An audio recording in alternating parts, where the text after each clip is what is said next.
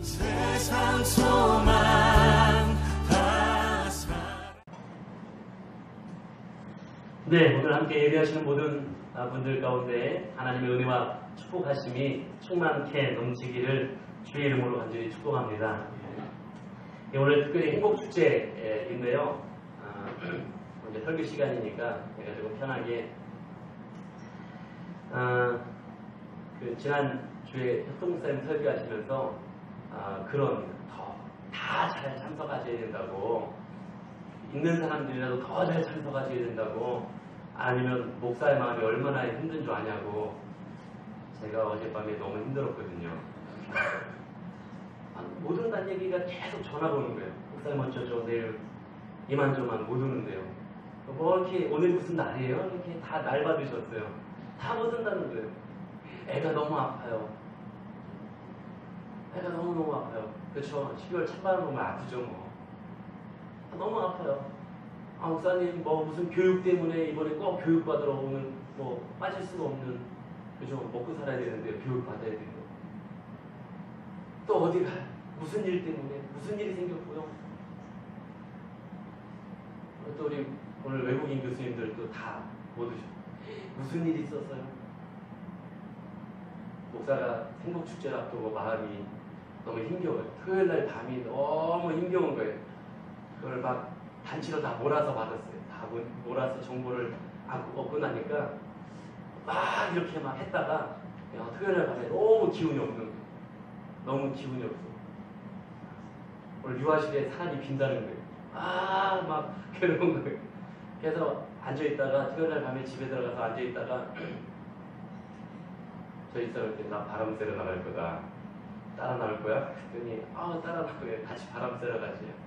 그래가지고 제가 바람 쐬러 나갔어요. 참 갈 데도 없어요. 갈 데도 없어서 사실은 어제 우리 집사님네 피자집에 갔어요. 그냥 차 끌고 금방에 우리 갈 데가 있어야죠. 그래서 피자집에 갔어요.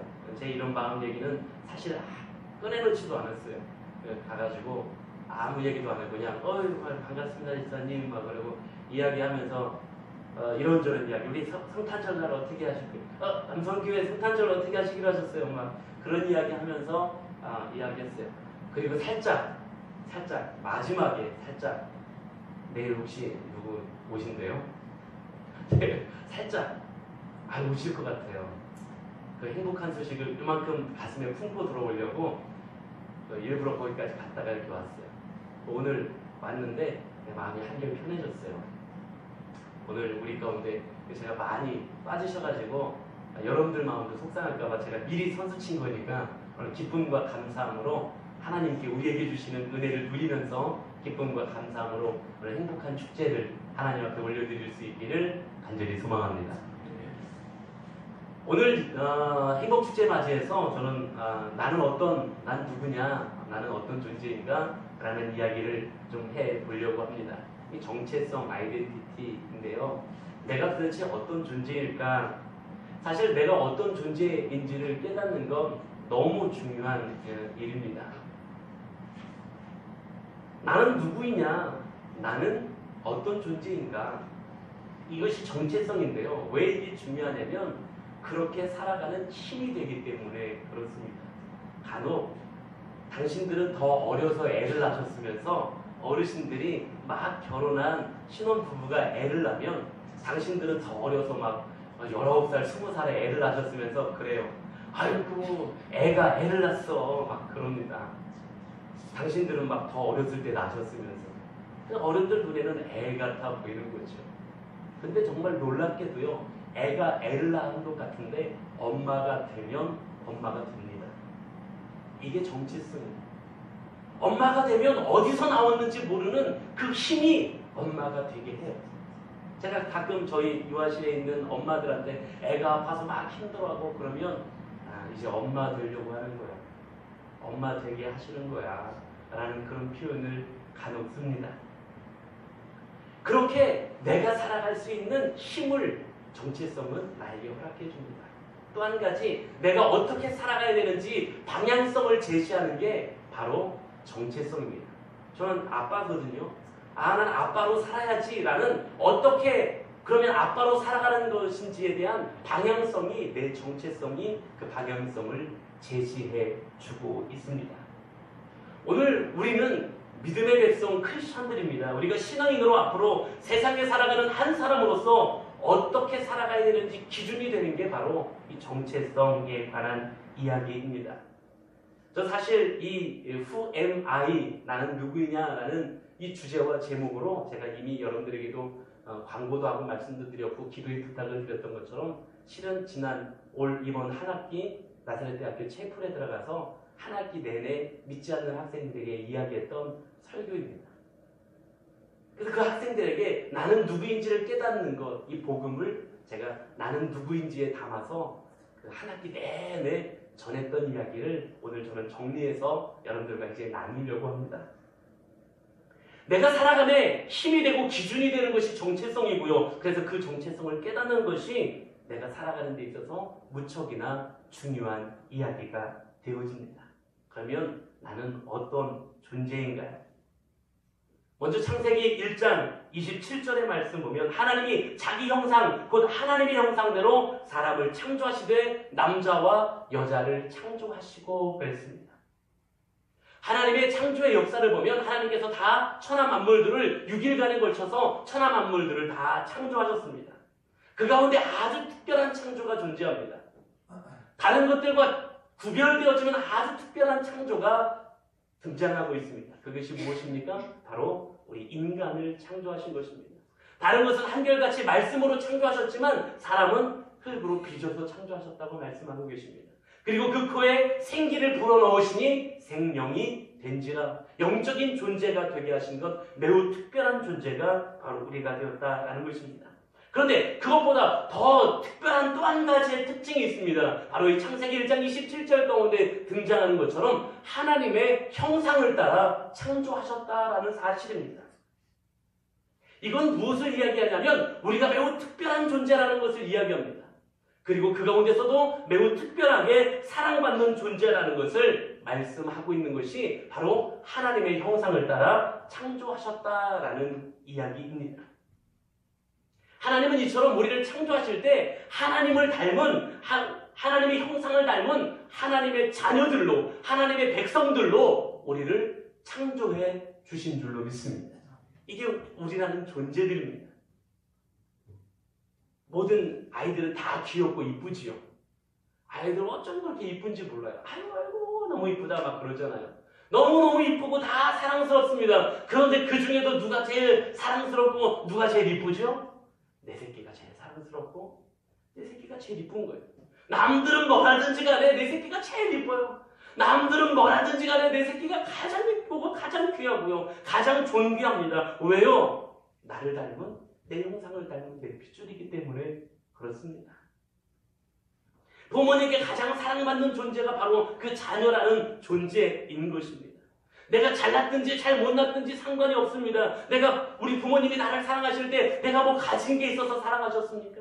우리 부모님이 나를 사랑하실 때 내가 어떤 지식이 있었기 때문에 사랑했습니까? 내 키가 막 180이 넘으니까 사랑하시고 180이 안 돼서 안 사랑하셨나요? 내가 박사학위가 있으니까 사랑하셨고 박사학위가 없어서 사랑하지 않으셨나요? 아니요. 그냥 부모님은 자녀이기 때문에 사랑하셨단 말입니다. 바로 우리가 그런 존재라는 거예요. 하나님 앞에서 우린 내가 무엇이 있어서가 아니라 하나님의 형상을 닮아 창조된 나이기에 하나님이 그렇게도 구별하여 특별히 사랑하시는 존재가 나이기 때문에 하나님은 특별하게 가장 사랑받는 존재로 우리를 삼아주셨고 그래서 우리의 정체성은 가장 특별하게 사랑받는 존재가 되어진 줄로 믿습니다.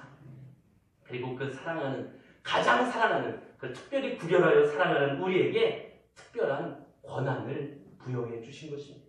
그게 바로 이제 창세기 1장 28절에 등장하는데 우리 이거 한번 같이 읽어볼까요? 함께합니다. 시작. 하나님이 그들에게 복을 주시며 하나님이 그들에게 이르시되 생육하고 번성하여 땅에 충만하라. 땅을 정복하라. 바다의 물고기와 하늘의 새와 땅에 움직이는 모든 생물을 다스리라 하시니라. 아멘.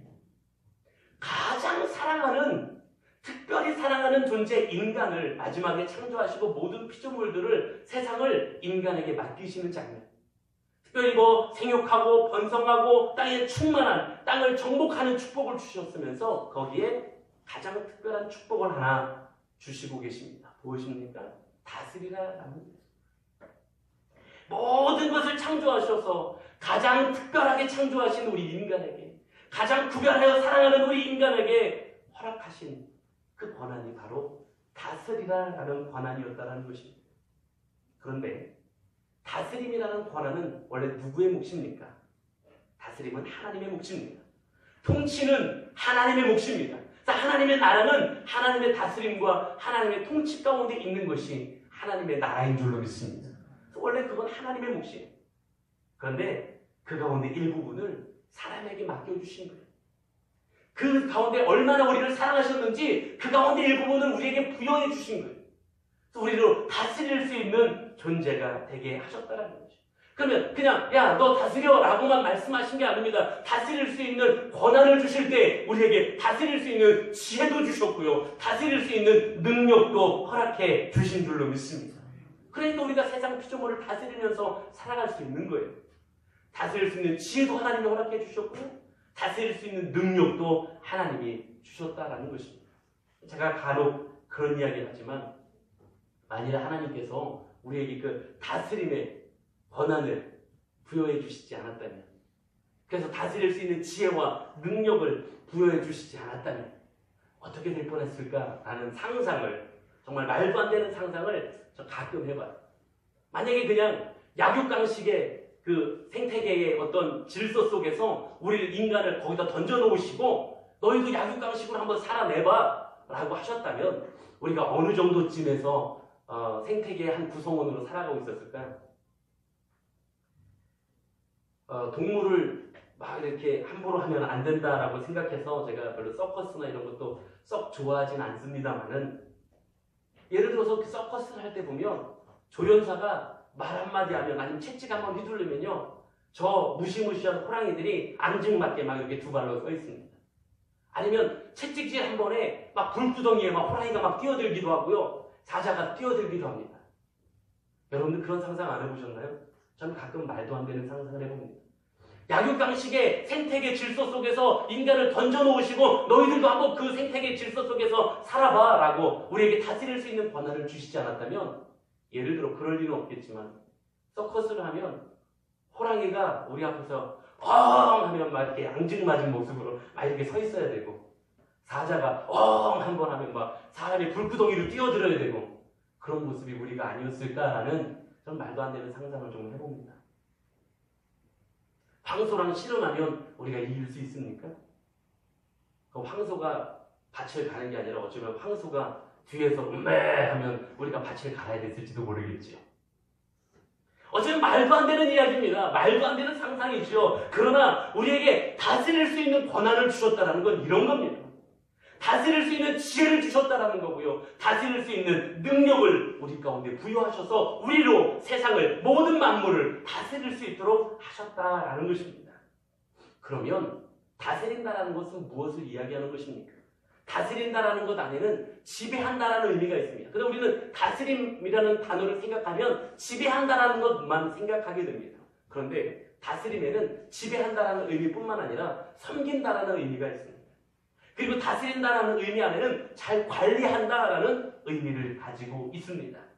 단순히 지배하는 것만을 이야기하는 게 아닙니다. 예를 들어서 대통령이 다스린다, 나라를 잘 다스린다고 했을 때 지배하는 것만을 이야기합니까? 아니요, 그렇지 않습니다. 백성들을 잘 섬기고요, 나라를 잘 섬기는 걸 이야기하는 겁니다. 뿐만 아닙니다. 잘 관리하는 걸 이야기하는 겁니다. 정치적으로, 경제적으로 잘 관리하는 것이 다 잘 다스린다라는 의미 안에 포함되어지는 것입니다. 잘못 다스리면 문제가, 또 지배하는 것만으로 다스린다라는 걸 생각할 때 많은 문제들이 일어났던 적들이 있었던 것입니다. 지배할 뿐만 아니라요, 잘 섬길 줄 알아야 되고요, 잘 관리해야 된다는 것. 하나님께서 우리에게 주신 특별한 권한, 우리는 어떤 존재냐? 다스릴 수 있는 존재. 그래서 우리에게 주신 세상 그 피조물들을 잘 다스릴 수 있는, 즉 잘 섬기고 또한 잘 관리할 수 있는 우리가 되어야 할 줄로 믿습니다. 세상을 잘 섬기고 관리해야 되는 거예요. 그리고 나를 잘 관리고 잘 관리하고 섬길 수 있어야 되는 것이죠. 자, 그러면 하나님께서 만드신 그 피조물인 인간이 잘 관리하고 잘 다스리고 섬겼나요? 그렇지 못했다라는 것입니다. 그것들을 잘 관리하고 하나님께서 만드신 창조의 목적에 합당하게 잘 세워갔어야 했는데 그것들을 잘 다스리지 못했던 것입니다. 잘 관리하지 못했던 것입니다. 그랬더니 어떤 결과가 우리가 어떤 존재가 되어버리고 말았냐면 깨어진 존재가 되어버리고 말았습니다. 왜 깨어진 존재가 되었습니까? 우리 가운데 죄라는 것이 들어왔기 때문에 우리는 깨어진 존재가 되어버리고 말았습니다. 우리는 하나님과 매우 특별한 관계성 안에 있었습니다. 아까 제일 처음 말씀드린 것처럼 다른 피조물과는 다른 아주 특별한 관계성 안에 있었어요. 다른 것들은 피조물이라고 했을 때 물론 우리도 피조물이지만 그 가운데 특별히 사랑받는 하나님의 나라의 백성으로서 이건 하나님의 다스림과 통치 아래에 있는 사람, 그리고 하나님의 특별히 사랑받는 하나님의 형상을 닮은 하나님의 자녀로서 우리가 창조되었다라는 것이었습니다. 이렇게 매우 특별한 관계성을 가지고 있어서 하나님 나라 안에서 하나님의 백성으로 하나님의 자녀로 우리는 창조받고 그렇게 살았던 것입니다. 그런 우리가 하나님을 섬기고 하나님 말씀에 순종하는 그 가운데 있어야 했지만 그것을 깨뜨려버리고 마는 것입니다. 하나님처럼 되려고 했죠. 자, 이 뱀이 하와에게 유혹을 합니다. 야, 여기 있는 거 다 니들 마음대로 다 먹어도 돼? 먹어도 되는데. 근데 그 가운데 동산 중앙에 있는 선악을 알게 하는 나무 실과는 먹으면 안 된대. 먹으면 죽을까 하노라. 죽을 수도 있대. 그러니까 뱀이 뭐라고 이야기합니까? 자, 창세기 3장 4절 5절 한번 같이 하겠습니다. 시작. 뱀이 여자에게 이르되 너희가 결코 죽지 아니하리라. 너희가 그것을 먹는 날에는 너희 눈이 밝아져 하나님과 같이 되어 선악을 알 줄 하나님이 아십니다. 뱀이 하나님의 말씀을 뒤집어 엎었습니다. 하나님을 그거 먹는 날에는 반드시 정령 죽으리라라고 명령하셨는데 뱀은 하나님의 말씀을 뒤집어 엎었습니다. 다시 이야기할까요? 우리는 어떤 존재라고요? 하나님의 나라의 하나님의 백성으로, 즉 하나님의 통치와 다스림 가운데 순종하는 존재로, 그리고 특별히 사랑받는 하나님의 자녀로서 창조되었습니다. 그런데 그걸 깨뜨려버린 것입니다. 지배할 대상인 뱀에게 지배를 당해버렸습니다. 하나님의 말씀, 하나님의 명령 그건 먹으면 안 된다라는 거고요. 먹으면 죽는다라는 것이었는데 하나님의 말씀을 뒤집어 엎었습니다. 그리고 뭐라고 이야기합니까? 하나님처럼 될 거라고 이야기합니다. 유일하게 하나님이 다스림은 하나님의 몫이었는데 그 일부를 인간에게 주셨죠. 그래서 다 다스릴 수 있게 하셨어요. 그런데 인간이 유일하게 다스릴 수 없는 존재가 있었습니다. 누구였죠? 하나님이었어요. 유일하게 다스릴 수 없는 거예요. 그분의 다스림 가운데 있는 겁니다. 그런데 지금 뱀이 하는 유혹은 무엇입니까? 너 하나님처럼 된다? 라는 것이었습니다. 그 인간에게 찾아오는 교만이 결국 깨어진 존재가 되어버리겠다는 사실입니다. 사람이 짓기 가장 쉬운 죄가 교만입니다. 사람은요, 누구 조금만 오 잘하는데 그러면 바로 교만해집니다. 바로 어깨가 으쓱해지고요, 목이 뻣뻣해지는 동물이 사람입니다. 그런데 그 사람에게 너 하나님처럼 된다라는 그 교만함이 깨어진 존재가 되게 했다라는 사실입니다. 결국 그 죄악으로 말미암아 우리는 깨어진 존재가 되어버리고 말았습니다. 하나님의 나라 백성으로서 하나님의 다스림과 통치 가운데 있어야 되는데, 하나님의 자녀로서 하나님의 형상이어야 하는데 그 관계성이 깨어져 버렸습니다. 하나님의 형상, 하나님의 자녀로서의 형상이 깨어졌고 하나님과의 관계성이 깨어져 버렸습니다. 그래서 하나님의 나라로서 누릴 수 있는 수많은 것들을 누리지 못하는 존재가 되어버리고 말았습니다. 하나님 아버지와 함께 할 수 없는 존재가 되어버리고 말 것입니다. 그래서 에덴에서 쫓겨나버리고 말죠. 그런데 여기서 끝나지 않았다는 겁니다. 하나님과 함께 할 수 없는 깨어진 존재가 되어버리고 말아서 이제는 우리는 그렇게 죽을 수밖에, 영원히 죽을 수밖에 없는 존재가 되어버렸는데, 그러나 하나님은 우리를 그냥 그렇게 깨어진 존재로 버려두시는 하나님이 아니시라는 사실입니다. 왜요? 왜 우리를 그냥 그렇게 내버려 두시지 않으십니까? 하나님은 우리를 특별히 사랑하시는 존재이기 때문에 그렇습니다. 하나님으로부터 그렇게 사랑받는 존재가 바로 나라는 존재이기 때문에 오늘 이 자리에 앉으신 바로 여러분들 한 사람 한 사람이 그렇게 하나님에게 특별히 사랑받는 존재이기 때문에 하나님은 그대로 내어버려 두시지 않았다는 사실입니다. 부모님이 앞서 말씀드린 것처럼 여러분들이 뭐가 있어서 사랑하셨습니까? 여러분들이 앞으로 돈 많이 벌어서 나 먹여 살릴 거니까 이제 자녀들을 사랑해줘야지 라고 그렇게 결단하시고 앞으로 훗날을 기약하면서 자녀를 사랑하셨습니까?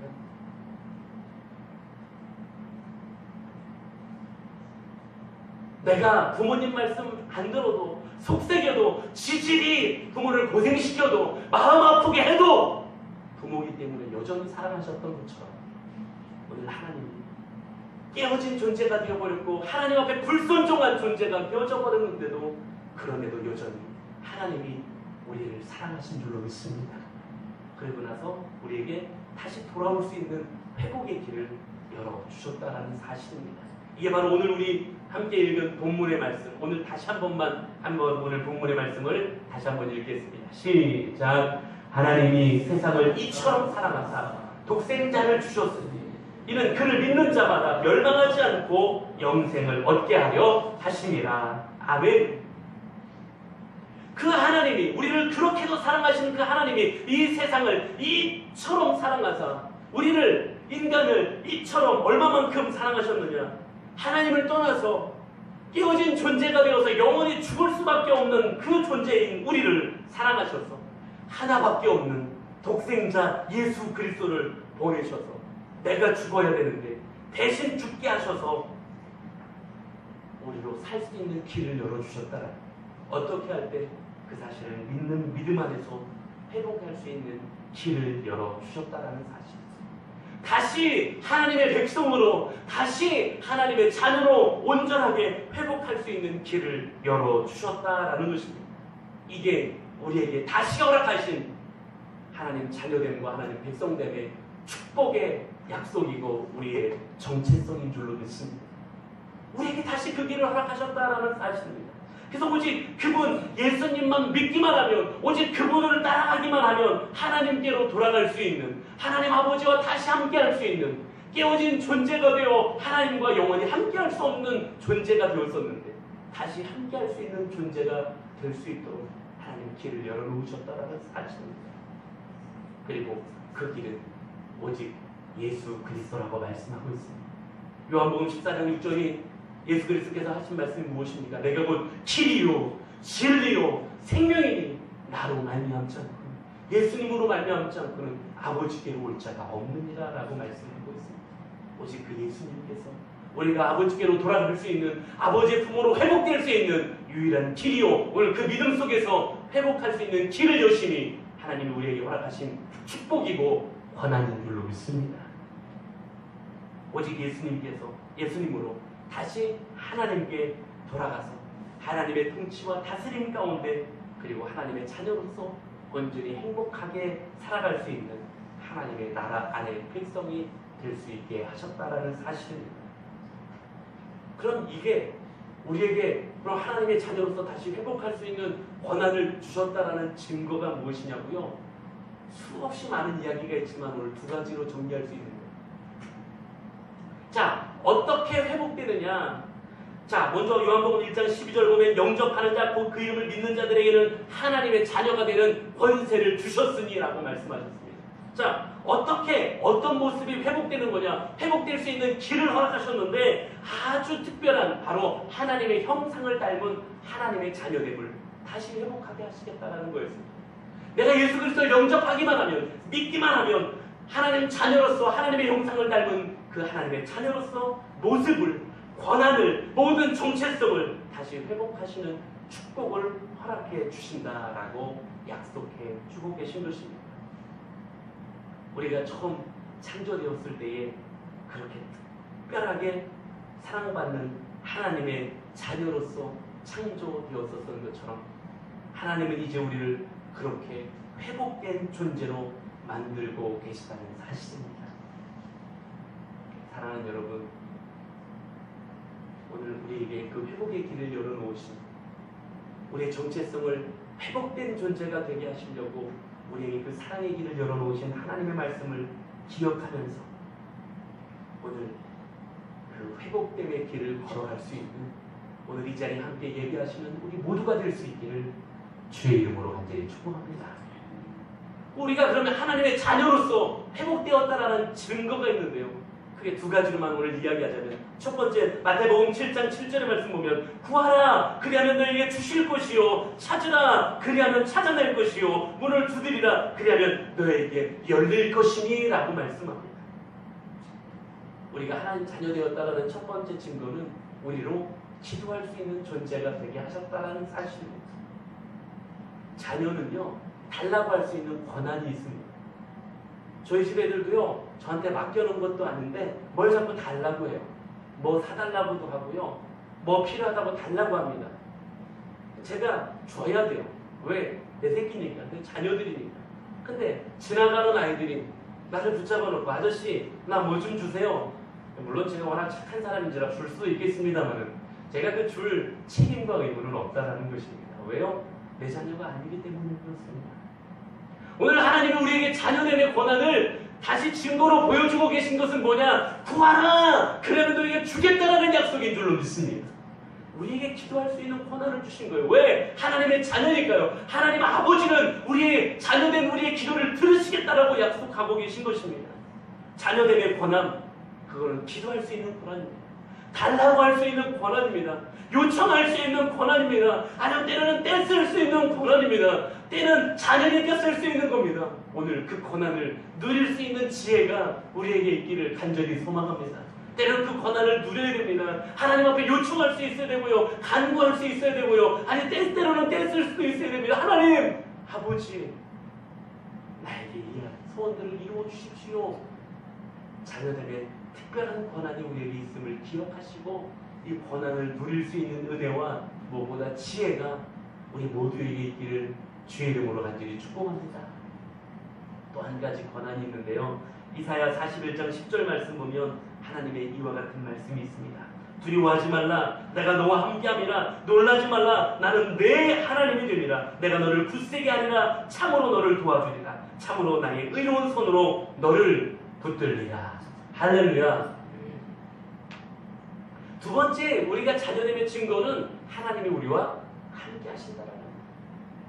마태복음 28장 20절에도 뭐라고 말씀하십니까? 내가 세상 끝날까지 너희와 함께 하겠다라는 약속인 줄로 믿습니다.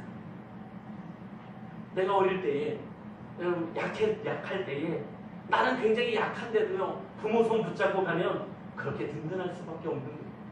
힘이 될 수밖에 없는 거예요. 나 혼자는 무서워서 못 가는 그 길을 부모랑 손 잡고 가면 갈 수 있는 거예요. 우리 집 애 중에 하나가, 여기 앉아있어서 얘기하기 그렇지만 애 중에 하나가 겁이 별로 없어요. 막 이만한 개, 막 저 송아지만한 개도요, 막 이렇게 막 어렸을 때 이만한 애가 아이고 이쁘다고, 제가 볼 때 그 개가 우리 애를 보고 이쁘다고 할 것 같은데 작아가지고 이 녀석이 막 이만한 개를 어우 막 이렇게 쓰다듬고 겁이 하나도 없는 거예요. 얘는 뭐 어떤 애길래 이렇게 겁이 하나도 없지? 얘 겁이 없나 보다 그랬어요. 그랬더니 웬걸요, 요만한 벌레만 하나만 나와도 기겁을 하고 소리를 치고 막 그 소리를 치고 그래요. 근데 아빠 손 붙잡고 가면 안 겁나는 거예요. 두렵지 않은 거예요. 왜? 아빠가 함께하니까. 오늘 하나님이 우리에게, 자녀된 우리에게 주시는 약속은 내가 너를 붙들리라, 내가 너와 함께하리라, 내가 너와 동행하리라. 하나님의 약속인 줄로 믿습니다. 이게 바로 하나님의 약속이에요. 우리를 도우시는 하나님 되시겠다고 하나님은 우리에게 그렇게 약속하고 계십니다. 이게 내가 하나님 자녀됨의 증거라는 사실입니다. 이제 마지막 이야기를 하려고 합니다. 어린아이들은 다 이뻐요. 아까 얘기한 것처럼 그렇게 이쁠 수가 없어요. 저 눈을 보면, 우리나라 애들이 아니라 좀 그런데, 아무튼 아이들은 눈을 보면 막 빠져들 것만 같고 너무너무 이쁜 게 아이들이에요. 볼수록 귀엽고요. 너무너무 사랑스러워요. 그래서 가끔 어른들이 뭐라고 이야기하면 그때가 너무 이쁘니까 그 시절이 너무 귀여우니까 아이고 이거 안 자랐으면 좋겠다 그래요. 그냥 너대로 있었으면 좋겠다. 그죠? 요새는 한 3살까지인 것 같아요. 미운 4살, 막 때려주고 싶은 5살. 그 뒤에는 얘기하면 안 돼요. 너무너무 이뻐가지고 아유 이거 안 자랐으면 좋겠다 그럽니다. 말 조심하셔야 됩니다. 실제로 안 자라면요. 실제로 안 자라면요. 그건 문제가 있는 겁니다. 실제로 안 자라면 안 되는 거예요. 그 큰 문제가 생긴 겁니다. 무슨 병에 걸렸든지 뭔가 지금 문제가 발생한 것입니다. 자라지 않는다면요. 실제로 아이가 태어났다면 날마다 해마다 자라야 됩니다. 키도 자라야 되고 지혜도 자라야 됩니다. 마찬가지입니다. 이제 우리는 자라야 하는 존재입니다. 어린아이의 모습이 좋다고 그 어린아이의 모습에서 머무를 수 없는 것입니다. 그게 너무 귀엽다고 해서 거기에 멈춰서 있을 수는 없는 것입니다. 그것처럼 우리는 키도 자라고 지혜도 자라듯이 예수 그리스도를 영접한 이후에 거듭났다라고 표현하거든요. 믿음의 백성으로 다시 태어나서 하나님의 자녀로 다시 태어났을 때 이제는 우리의 믿음이 날마다 자라가야 할 줄로 믿습니다. 자라지 않으면 문제가 있는 거예요. 그래서 우리 믿음도 자라야 됩니다. 우리 신앙도 날마다 자라가야 됩니다. 그럼 어디까지 자라가야 됩니까? 에베소서 4장 15절 말씀에 보니까 이렇게 말씀하고 있습니다. 오직 사랑 안에서 참된 것을 하여 범사에 그에게까지 자랄지라 그는 몰이니 곧 그리스도다. 우리는 진리 안에서 진리를 말씀하면서 진리 안에서 예수 그리스도를 닮아서 예수 그리스도에게까지 자라가야 될 줄로 믿습니다. 이게 우리에게 주어진 또 하나의 정체성입니다. 이제 우리는 그렇게 날마다 자라가야 됩니다. 단에서 이야기하고 싶지 않지만 최근 기독교를 폄하하는 비난하는 말로 요즘 많이 사용하는 말이 개독교라는 말입니다. 사실 이게 어디서 시작된 말이냐면요. 개신 기독교를 줄여서 요즘 아이들이 하도 말을 줄여서 하잖아요. 개신 기독교를 줄여서 개독교라고 이야기했다가 이게 결국은 기독교를 비난하고 폄하하는 단어가 되어버리고 말았습니다. 예, 다 좋습니다. 단에서 제가 굳이 하고 싶지 않은 이야기일 것입니다. 물론 이 이야기들은 대부분 오해에서 비롯된 것입니다. 폄하와 비방의 말을 왜 우리가 듣게 되었는지 이런 비난과 폄하의 이야기들을 듣게 되었습니까? 물론 말씀드린 것처럼 대부분은 잘 알지 못해서 오해에서 비롯된 이야기들이 대부분입니다. 그러나 우리는 여기서 좀 생각해 보아야 됩니다. 왜 이런 이야기를 우리가 듣고 있는가?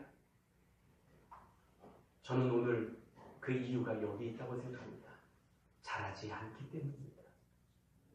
자라야 할 사람들이 그리스도를 닮은 모습이 없기 때문에 그리스도를 닮아 자라가야 되는 사명이 우리에게 주어진 것인데 그리스도를 닮아 자라가는 모습들이 우리에게서 사라져가고 있기 때문에 그대로 머물러 버렸기 때문에 우리가 이런 비난과 폄하의 이야기를 듣게 되어버리지 않았습니까? 우린 예수님을 닮아 자라가야 합니다.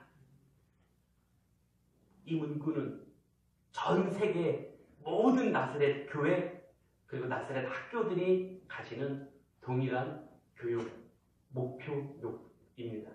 오늘 마침 또 이 나사렛 학교의 총장님께서 저희 교회에 예배하고 계셔서 오늘 조금 더 의미가 있는데 전 세계의 모든 나사렛 교회들과 나사렛 학교들이 공통적으로 가지는 교육 목표가 바로 이겁니다. Make disciples like Jesus in the nation.